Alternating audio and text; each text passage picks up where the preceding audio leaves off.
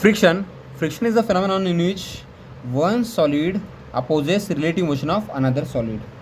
Friction is a phenomenon in which one solid opposes relative motion of another solid. जर एका सॉलिडला पुढे जायचं असेल तर दुसरं सॉलिड त्याला अपोजिट डायरेक्शनमध्ये फ्रिक्शनल फोर्स लावते. The opposing force is called as frictional force. Now law of friction. Law of friction says that, law of friction म्हणतो जेवढं जास्त पहिला सॉलिड दुसऱ्या सॉलिडला दाबेल तेवढं जास्त दुसरा सॉलिड पहिल्या सॉलिडवर नॉर्मल लावतो आणि जेवढं जास्त नॉर्मल असेल तेवढं जास्त फ्रिक्शनल फोर्स असते. This is nothing but law of friction. So frictional force is directional to normal. So frictional force is directional to normal. Now frictional force is called a constant into normal. The constant of proportionality is called as coefficient of friction. It is pronounced as mu. So frictional force is equal to mu into n, where mu is constant of proportionality called as coefficient of friction. Now mu is equal to frictional force divided by normal. या normal इकडे घेऊन गेलं तर mu is equal to frictional force divided by normal. So frictional force per unit normal is called as constant of proportionality called as coefficient of friction. Now frictional फोर्सचं पण unit Newton असते, नॉर्मलचं पण unit Newton असते. दोन फोर्सेसचा ratio असल्यामुळे म्यूला unit नाही आणि डायमेन्शनसुद्धा नाही आहे. नेहमी लक्षात ठेवा, value of frictional force is always less than normal. So frictional फोर्सची व्हॅल्यू नॉर्मलपेक्षा नेहमी कमी असते. So numerator is always less than denominator. So the ratio is always lies between 0 to 1. Now we have magnitude of frictional force. की बाबा frictional फोर्सचं magnitude आपल्याला मिळालं. Frictional force is equal mu into normal. आता frictional फोर्सची direction, जर बॉडीची motion पुढे असेल तर फ्रिक्शनल फोर्सची डायरेक्शन मागे असते. Frictional force is always directed opposite to direction of motion. Frictional force is always directed opposite to direction of motion. Now next point is causes of friction. फ्रिक्शनचे कारणं काय असतात? फ्रिक्शनचे दोन इम्पॉर्टंट कारणं आहेत. नंबर 1 इंटरमॉलिक्युलर बॉन्डिंग आणि number 2 irregularities. जेव्हा एक सॉलिड दुसऱ्या सॉलिडवर ठेवलं जाते तेव्हा खूप काही कारणांनी दोन सॉलिडच्या मध्ये इंटरमॉलिक्युलर बॉन्डिंग म्हणजे केमिकल रिॲक्शन्सनं काहीतरी बॉन्डिंग बनवून बसते, जसं रस्ट. आणि दुसरं कारण म्हणजे इरेग्युलरिटी. एका सॉलिडचा सरफेस आणि दुसऱ्या सॉलिडच्या सरफेसमध्ये खूप सारी इरेग्युलरिटी असते. तर या दोन कारणांमुळे फ्रिक्शनल फोर्स ओरिजिनेट होतो. तर फ्रिक्शनल फोर्सचे कॉजेस काय आहेत? इंटरमॉलिक्युलर बॉन्डिंग आणि इरेग्युलरिटी. Now types of frictional forces. Frictional फोर्सचे दोन टाइप्स आहेत. एक असं फ्रिक्शनल फोर्स जे बॉडीला मूव्ह होऊच देत नाही. एक असं फ्रिक्शनल फोर्स जे बॉडीला मूव्ह होऊच देत नाही. बॉडी रेस्टमध्ये असते आणि बॉडीला रेस्टमध्येच ठेवते. अशा फ्रिक्शनल फोर्सला स्टॅटिक फ्रिक्शनल फोर्स असं म्हणतात. आणि स्टॅटिक फ्रिक्शनल फोर्सचं रिझन कोण असतं? इंटरमॉलिक्युलर बॉन्डिंग आणि इरेग्युलरिटी दोन्ही मिळून स्टॅटिक फ्रिक्शनल फोर्स बनवतात. तर the frictional force that slows down the body. असं फ्रिक्शनल फोर्स जे बॉडी मोशनमध्ये असते वेळेस बॉडीच्या वेलोसिटीला कमी करते किंवा कमी करण्याचं ट्राय करते. अशा फ्रिक्शनल फोर्सला, मोशनमधल्या फ्रिक्शनल फोर्सला कायनेटिक फ्रिक्शनल फोर्स म्हणतात. And the cause of kinetic frictional force is only irregularity. That's why static frictional फोर्सची व्हॅल्यू कधीही जास्त असते कायनेटिक फ्रिक्शनल फोर्सपेक्षा. Because static frictional force is originated from two causes, intermolecular bonding and irregularity gives us huge frictional force called as static frictional force, ज्याच्यामुळे body move होत नाही, मोशनला oppose होते. अशा फ्रिक्शनल फोर्सला काय म्हणतात? स्टॅटिक फ्रिक्शनल फोर्स, ज्याच्यामुळे रेस्टमधली body रेस्टमध्येच राहते. तर दुसरं फ्रिक्शनल फोर्स आहे कायनेटिक फ्रिक्शनल फोर्स. म्हणजे असं फ्रिक्शनल फोर्स जे मूव्ह करणाऱ्या बॉडीला स्लो डाऊन करते. मूव्ह करणाऱ्या बॉडीला काय करते? स्लो डाऊन करते. बॉडीची इनिशियल व्हेलॉसिटी यू जास्त असते, बॉडीची फायनल व्हेलॉसिटी व्ही कमी असते. जसं फॉर एक्झाम्पल कॅरमची गोटी, इनिशियली त्याची व्हेलॉसिटी जास्त असते, नंतर ती स्लो डाऊन होते. Initial velocity you, final velocity V, displacement बॉडीचं येस होते. टी एवढ्या टाईममध्ये व्हेलॉसिटी कमी होत जाते. बॉडीचं वेट काय असते? mg.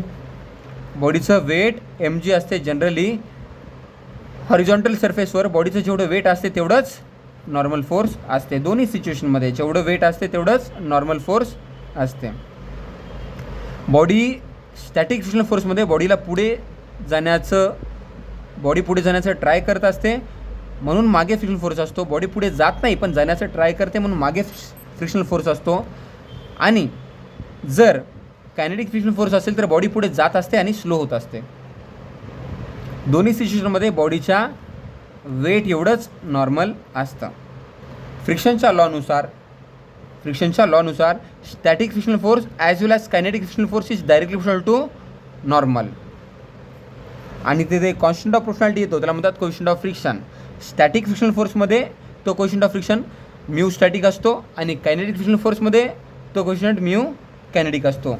So static frictional force is direct to normal, therefore static friction force is equal to mu static into normal, and kinetic friction force is direct to normal, therefore mu kinetic is equal to kinetic friction force is equal to mu kinetic into normal. Body move होत नाही म्हणून इकडे ॲक्सेलरेशनचा संबंध नाही आहे. Body move होते आणि slow down होते म्हणून इथं कायनेटिक फ्रिक्शनल फोर्सचं एक ॲक्सेलरेशन असते. कायनेटिक फ्रिक्शनल फोर्सला आपण मास इंटू ॲक्सेलरेशन लिहू शकतो. हे ॲक्सेलरेशन म्हणजे acceleration of kinetic frictional force, acceleration of kinetic frictional force which is equal to kinetic frictional force.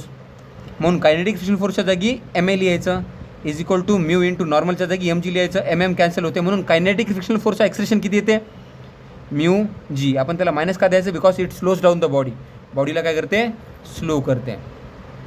Now we know kinematical equation. जर body move करत असेल आणि तिची वेलोसिटी चेंज होत असेल आणि ॲक्सेलरेशन कॉन्स्टंट असेल तर आपण 3 कायनॅमॅटिकल इक्वेशन्स यूज करतो. First one is V is you plus A T, second one is S is equal to ut plus half t square and S is equal to vt minus half t square. Third one is v square is equal to u square plus 2s, ज्याच्यामध्ये u हे initial velocity असते, v हे final velocity असते, a हे retardation किंवा acceleration असते, t हे time असते आणि s एवढं डिस्प्लेसमेंट असते.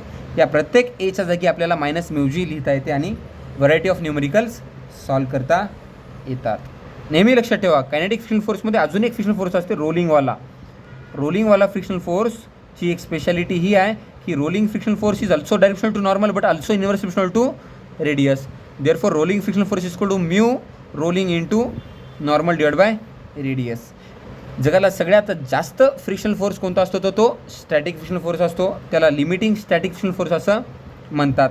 तर त्याच्यापेक्षा स्लो कोण किंवा कमी कोण असतो, कायनेटिक फ्रिक्शनल फोर्स, आणि त्याच्यापेक्षा कमी कायनेटिकमधला रोलिंग असतो. नाव फ्रिक्शन चॅप्टरमध्ये असलेल्या 2 इम्पॉर्टंट कन्सेप्ट म्हणजे अँगल ऑफ फ्रिक्शन आणि angle of repose. Angle of friction म्हणजे काय असते, एखादी बॉडी आहे ते पुढे एकतर मूव्ह होत असेल, कोणतरी ओढत असेल किंवा मूव्ह करण्याचं ट्राय करत असेल तर अपोजिट डायरेक्शनमध्ये काय असतो, फ्रिक्शनल फोर्स. मूव्ह होत असेल तर कायनेटिक फ्रिक्शन फोर्स, मूव्ह होण्याचं ट्राय करत असेल तर स्टॅटिक फ्रिक्शनल फोर्स. बॉडीचं वेट असतं W is equal to M G, तेवढंच असतं नॉर्मल. तर नॉर्मल आणि फ्रिक्शनल फोर्सचा जो रिझल्टंट असतो, नॉर्मल आणि फ्रिक्शनल फोर्सचा जो रिझल्टंट असतो त्या रिझल्टंटने नॉर्मलसोबत केलेल्या अँगलला अँगल ऑफ फ्रिक्शन म्हणतात. Angle made by frictional force with normal, angle made by resultant of frictional force and normal with normal, angle made by resultant of frictional force and normal with normal. रिझल्टंटनं नॉर्मलसोबत केलेला angle, रिझल्टंटने नॉर्मलसोबत केलेल्या अँगलला angle of friction म्हणतात. रिझल्टंटने नॉर्मलसोबत केलेल्या अँगलला, या रिझल्टंटने नॉर्मलसोबत केलेल्या अँगलला, ओके, रिझल्टंटने नॉर्मलसोबत केलेल्या अँगलला अँगल ऑफ फ्रिक्शन म्हणतात. Angle made by resultant of a frictional force and normal with normal is called as angle of friction. हा झाला अँगल ऑफ फ्रिक्शन, ज्याचा अपोजिट कोण येतं, एवढी लेंथ म्हणजे फ्रिक्शनल फोर्स, आणि ॲडजस्टंट कोण येतं, ही लेंथ म्हणजे normal. So angle of friction काय आला, थिटा. जर आपण टॅन थिटा लिहिलं तर अपोजिट म्हणजे फ्रिक्शनल फोर्स न्यूमरेटरमध्ये येणार, ॲडिशन म्हणजे नॉर्मल डिनॉमिनेटरमध्ये येणार. फ्रिक्शनल फोर्स म्हणजे mu into N, N N cancel. So tan theta is equal to mu, किंवा angle of friction mu is equal to tan inverse of, angle of friction theta is equal to tan inverse of mu. नाव angle of repose. Angle of repose काय असतो, angle of repose म्हणजे एखाद्या inclined सरफेसला तुम्ही किती अजून incline करता की बॉडी जस्ट मूव्ह होईल, त्या अँगल ऑफ इन्क्लिनेशनला अँगल ऑफ रिपोज म्हणतात. या इन्क्लाइंड सरफेसला एवढं उचलायचं की त्या अँगलवर बॉडी, त्या इन्क्लाइंड सरफेसवर ठेवलेली एखादी बॉडी जस्ट स्लाईड झाली पाहिजे, म्हणजे तोपर्यंत फ्रिक्शनल फोर्स त्या बॉडीच्या एम जी साइन थिटाला बॅलन्स केला पाहिजे. So frictional force balances M G sine theta and normal is provided by M G cos theta.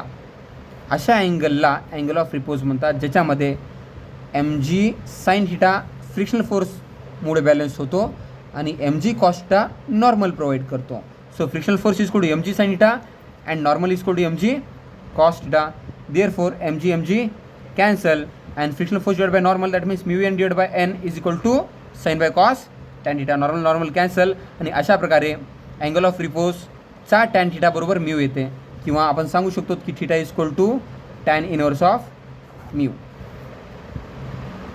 अजून एक एक्स्ट्राची कन्सेप्ट ही आहे की एखाद्या टेबलवर स्मूथ हॉरिझॉन्टल टेबलवर एक चेन टाकलेली आहे. टेबलवरची लेंथ ए आणि सस्पेंडेड लेंथ बी असेल तर आपण एक इमॅजिनरी लाईन ड्रॉ करायची. इथून थिटा दिसतो आपल्याला, या थिटाचा अपोजिट बी असतो आणि ॲडजसेंट ए असतो.